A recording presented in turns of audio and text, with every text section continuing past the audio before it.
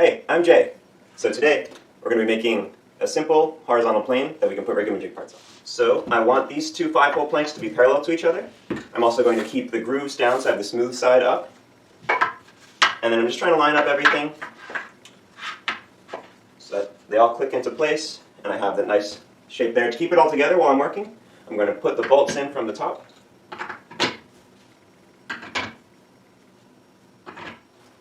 And then now it's time to fasten it all together with the nuts. So I'm going to lift it up, and you can get help with this if you need to from a friend. Oh.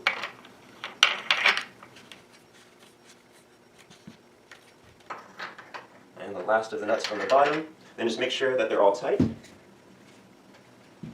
And you have a simple horizontal plane. What I'm aiming to do is just use the brackets to hold it up like this. So we'll try taking that nut off, putting this here. So now I have it, so it's standing vertically, but you notice it's wanting to tip forward.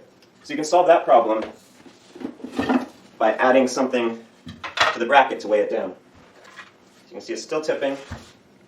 Oh, so I've just flipped over, and actually that seems more stable that way. So there we go. Here. This might be a little bit too close to the ground to be versatile enough, so I'm going to raise it up a bit. So to do that, I'm going to swap out these 2-hole planks with some taller ones. It's tipping forward.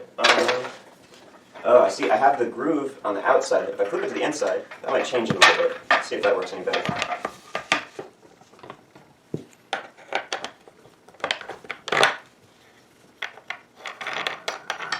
There we go. Now that it's lined up better, this doesn't want to pivot since the groove is holding it in place. And I was thinking, these brackets have the corner here, so maybe instead of having it locked at 90 degrees, I can try to tip it back a little bit.